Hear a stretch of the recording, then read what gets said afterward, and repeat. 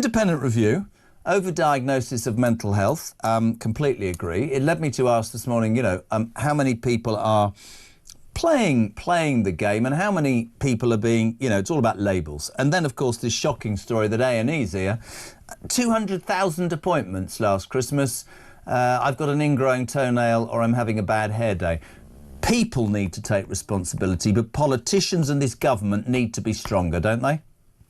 Yeah, they do. Look, what we're hearing of, the Labour government basically pointing to things that everybody in this country could have told them for years and years. We know A&E has been backed up totally unacceptably. We've been talking about this for quite a long time, actually, Jeremy. We've talked about the fact that 19,000 British people waited more than 3 days in A&E last year alone. That is a shameful figure. One of the key reasons for this, actually, is that there is simply not enough GP capacity. Why is there not enough GP capacity? There's not enough GPs, but also there's been a population explosion. The population has exploded, particularly under the Conservative government. Tens of thousands of new registrants to GP surgeries who are foreign nationals. We already have that data. We talked about that last year, so we know about that. And then in terms of the overdiagnosis problem, well, Richard Tice talked about this, if you remember, at a press conference just a couple of weeks ago, an SEND, and he got inundated with all kinds of abuse. And look, I've spent time in county halls because a lot of the coalface of dealing with SEND challenges is at local council level. I've spent time in reform councils across the country,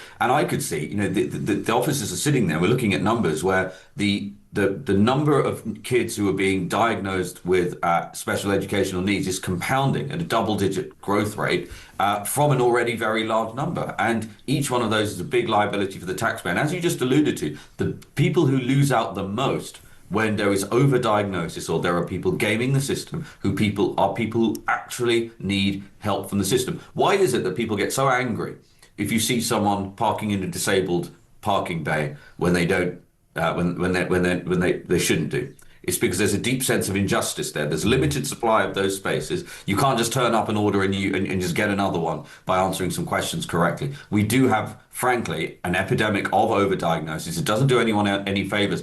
And one of the big problems here, Jeremy, is that the incentive structure now in the country is changing. It's getting to the stage where if you're not gaming the system, and I'm hearing this from parents, it's like, well, I want my son or my daughter to get more time in exams. There are exams, I'm hearing stories where exams are finishing and about a tenth of the kids are leaving at the allotted time and everybody else is staying for extra time because they've got some sort of special educational need. Now, at that point, who's being an irresponsible parent? That's the really sad and worrying situation that we're now in.